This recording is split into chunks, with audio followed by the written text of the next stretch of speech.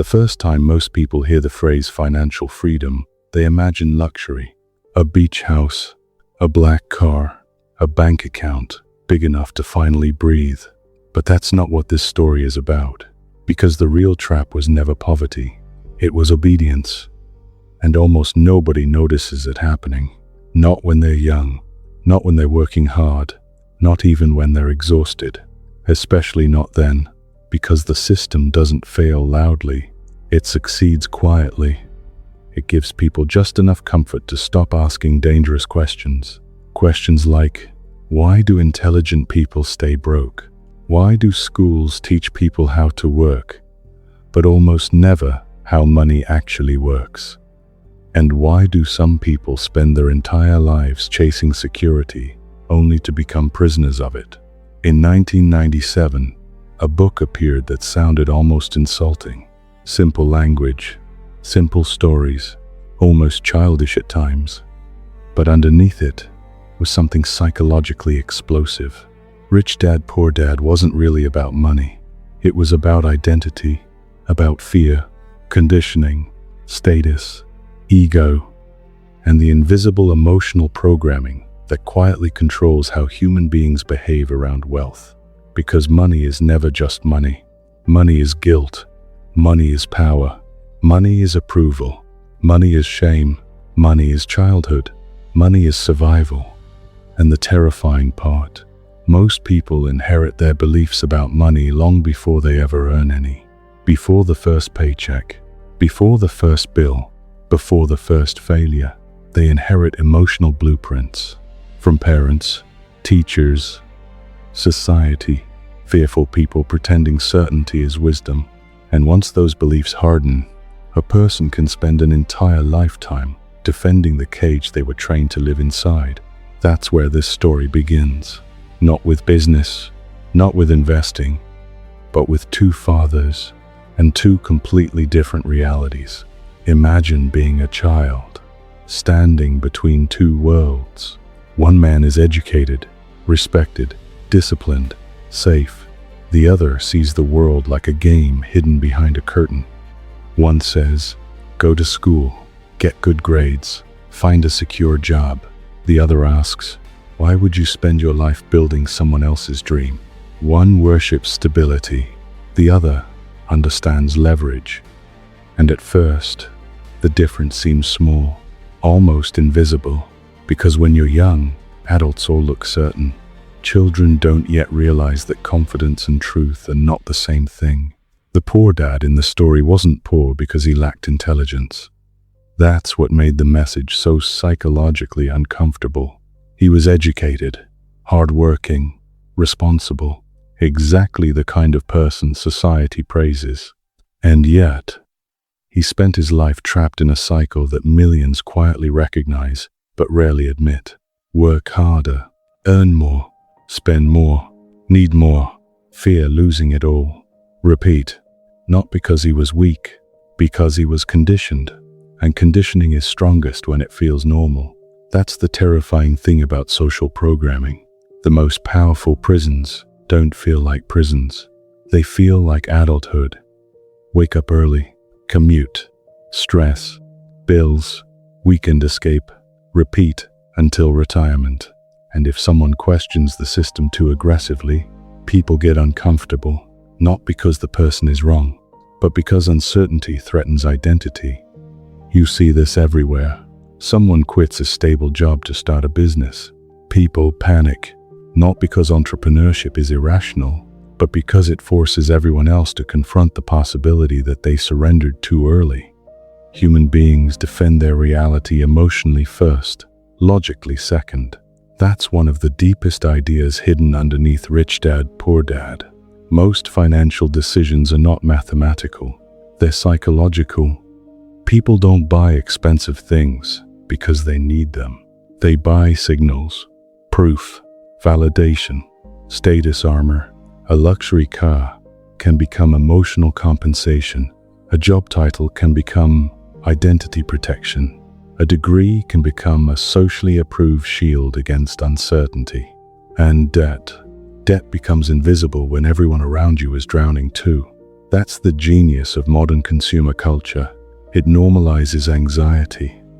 People celebrate purchases that secretly increase pressure.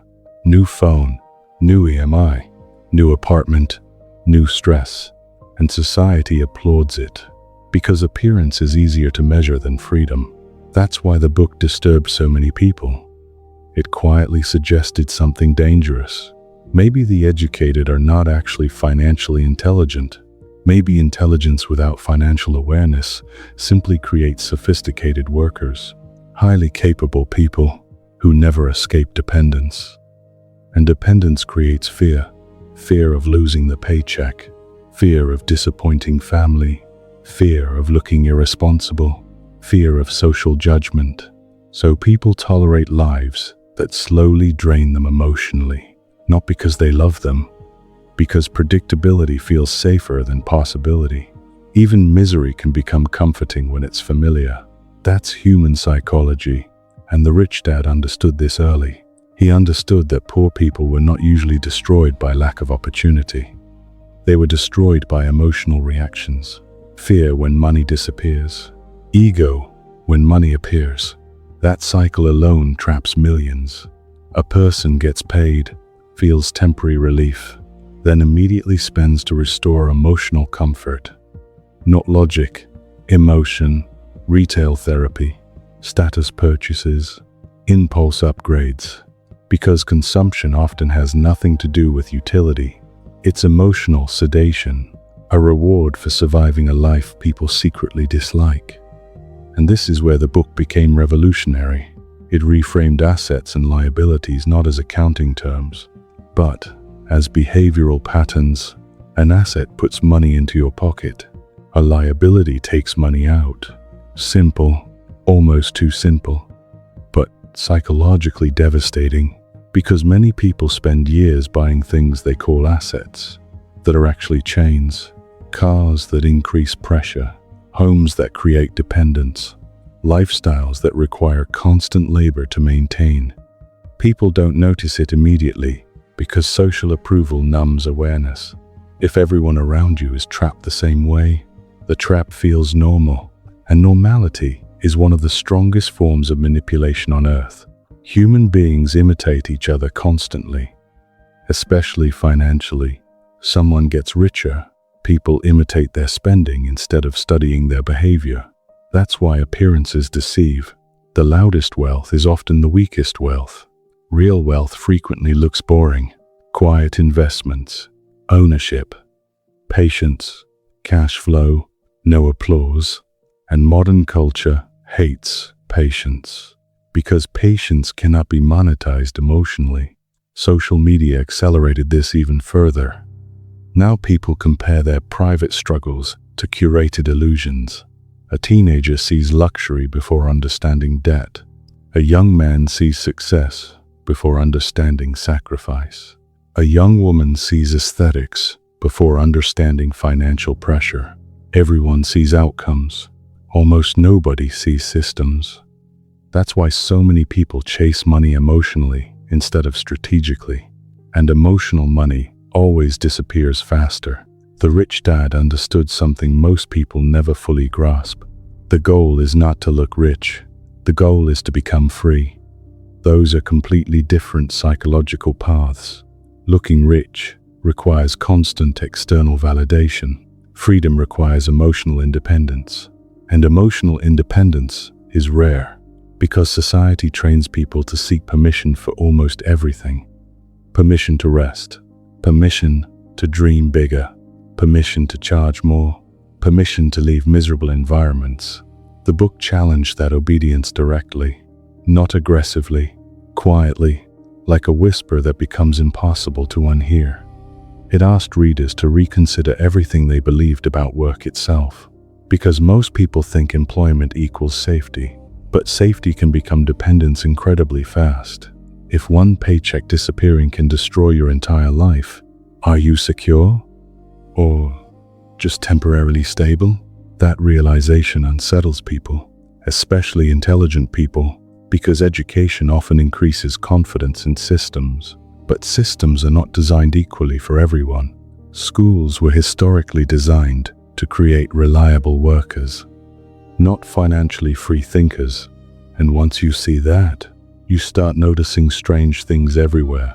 People graduate after years of education, yet barely understand taxes, investing, debt, negotiation, ownership, or cash flow. They know how to obey deadlines, but not how money moves. And maybe that's why adulthood feels confusing for so many people. They were trained academically, but emotionally unprepared for financial reality. Nobody teaches children how shame affects spending, how insecurity affects ambition, how fear affects risk-taking, how ego destroys wealth. Because wealth is rarely destroyed by lack of intelligence. It's destroyed by emotional mismanagement. People become arrogant during success, cowardly during uncertainty, impatient during growth, and desperate during comparison. The rich dad viewed money almost like emotional feedback. If someone constantly overspent, there was usually insecurity underneath it. If someone feared investing, there was usually fear of failure underneath it. If someone mocked ambitious people, there was often hidden resentment underneath it. Human beings rationalize everything. That's one of the most dangerous things about the mind. A person can spend 20 years trapped in fear while calling it responsibility, and society may even reward them for it. That's the uncomfortable brilliance of Rich Dad, Poor Dad. It exposed how socially acceptable fear actually is. People say, "I just want stability." But sometimes, stability is another word for psychological surrender. Not always, but often, because real growth demands uncertainty, and uncertainty attacks the ego. The ego wants guarantees before action. Life rarely gives them. That's why so many people stay spectators, watching others build businesses, watching others take risks, watching others transform, quietly convincing themselves, "That could never be me." But the rich dad believes something radical. The difference between rich and poor people often begins with perception. One person sees obstacles, another sees systems. One sees risk, another sees leverage. One sees impossible, another sees unlearned. And perception changes behavior. Behavior changes outcomes. Not overnight. That's another illusion modern culture sells. Fast success, instant transformation, sudden wealth. But real financial intelligence grows slowly, almost invisibly. At first, nothing changes externally. You still wake up in the same room, still commute, still feel uncertain. But internally, something shifts. You begin questioning automatic behavior. Why am I buying this? Why do I fear this? Who taught me this belief? What if the crowd is emotionally addicted to normality? And that's when a dangerous transformation begins. Because awareness destroys unconscious obedience. Once a person truly understands assets, their relationship with work changes. Once they understand cash flow, their relationship with time changes. Once they understand leverage, their relationship with effort changes. And once they understand emotional control, their relationship with money changes forever. Because the richest people are not always the smartest. Often, they simply manage emotion better under uncertainty. They tolerate discomfort longer. They think independently longer. They delay gratification longer. And that's psychologically rare. Most humans seek immediate emotional relief, which is why so many people sabotage long-term freedom for short-term comfort. A toxic job with a good salary, a lifestyle maintained through anxiety, a social image financed by exhaustion. It looks successful from outside, but internally, the person feels trapped. And here's the strange part. Many people don't even want wealth. They want relief. Relief from fear, relief from pressure, relief from dependence. That's why financial freedom is emotional before it is numerical. Money amplifies psychology. If someone is insecure while broke, wealth often magnifies the insecurity. If someone lacks discipline while poor, More money often creates bigger chaos. That's why lottery winners frequently collapse financially. The problem was never only money, it was emotional architecture. And the book kept returning to this hidden truth again and again. The poor and middle class work for money. The rich make money work for them. Simple sentence. Massive psychological difference. Because one identity survives through labor, the other survives through ownership.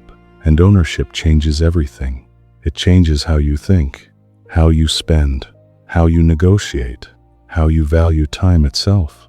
Employees trade time for income. Owners build systems that survive without constant presence. That's why financially intelligent people obsess over assets. Not because they worship money, because they worship autonomy, the ability to choose who you work with, where you live, what you tolerate, what you walk away from. Freedom is deeply psychological, and people who lack it often become emotionally easier to manipulate. Fearful people comply faster. That's true financially, socially, politically, emotionally. A person terrified of losing security becomes easier to control. That's why fear is one of the most profitable forces in society. Fear sells insurance. Fear sells status. Fear sells careers people hate. Fear sells lifestyles people can't afford. And yet, the rich dad's philosophy wasn't perfect either. That's important, because blindly worshiping wealth creates another prison. Some readers misunderstood the message entirely. They became obsessed with money itself, chasing profit without emotional maturity, trying to look powerful instead of becoming wise. And eventually, money exposed them too, because greed is just fear wearing confidence as a mask. That's the paradox. Poor people can become trapped by fear of losing money. Rich people can become trapped by obsession with gaining more. Both can lose peace. Both can lose themselves. The healthiest interpretation of the book was never, get rich at all costs. It was, stop living unconsciously. Learn how the game works. Understand systems. Understand human behavior. Understand emotional impulses. Because a person who cannot control themselves will eventually be controlled by something else. Advertising, status, debt, approval, fear, and modern life is engineered to keep attention fragmented. People are constantly distracted from reflection. Noise everywhere. Notifications, consumption, entertainment, comparison. Very few people sit alone long enough to ask, what kind of life am I actually building? That question changes people, sometimes painfully, because the answer can expose years of unconscious living. Maybe the career was chosen for approval. Maybe the spending came from insecurity. Maybe the ambition came from proving something to people who never truly cared.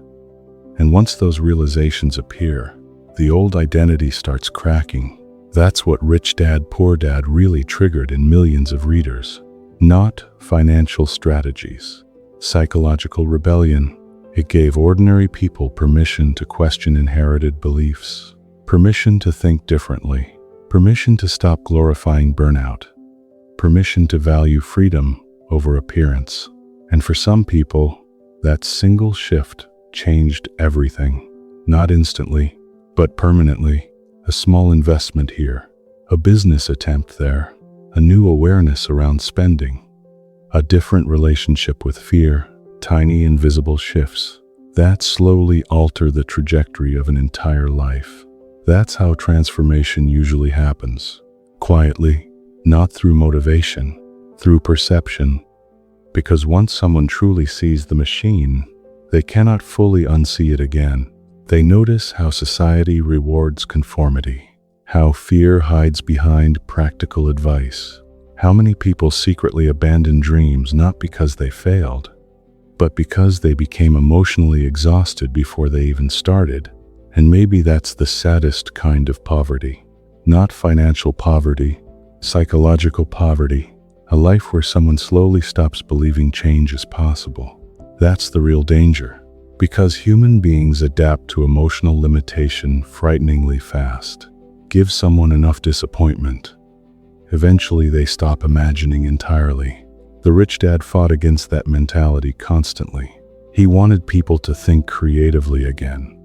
Not recklessly, but consciously, to understand that financial intelligence is less about numbers and more about awareness.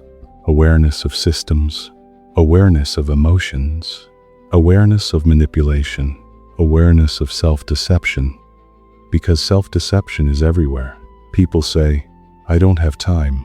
Sometimes they mean, "I'm afraid to fail." People say, "It's unrealistic." Sometimes they mean, "I've already given up on myself." People say, "Money doesn't matter." Usually right after spending their entire lives sacrificing happiness for it. Humans are emotional storytellers, pretending to be logical creatures. And the stories people tell themselves determine almost everything. That's why two people can read the same book and leave with completely different lives. One feels inspired for a week. The other fundamentally changes how they see reality. Because information alone never transforms people. Identity does. And identity changes only when reality becomes emotionally undeniable. Maybe that's why Rich Dad, Poor Dad survived for decades, while thousands of financial books disappeared. It wasn't just explaining money. It was exposing invisible social conditioning people already felt, but couldn't articulate. That quiet anxiety, that exhaustion, that feeling of running endlessly without truly moving. The book gave language to something millions secretly sensed, that the game they were taught to play might not actually lead where they thought. And once that suspicion enters the mind, everything changes. The job looks different, debt looks different, success looks different, even freedom looks different. Because freedom stops meaning luxury. It starts meaning ownership over your own life, your own time, your own choices, your own mind. And maybe that's the deepest message hidden underneath the entire story. Financial freedom was never just about escaping poverty. It was about escaping unconscious living. Because the most dangerous thing in modern society is not that people are broke. It's that millions of people are emotionally conditioned to believe they must remain dependent forever. And the moment someone stops believing that, a completely different life becomes possible. Not guaranteed, but possible. And sometimes, that single possibility is enough to change everything.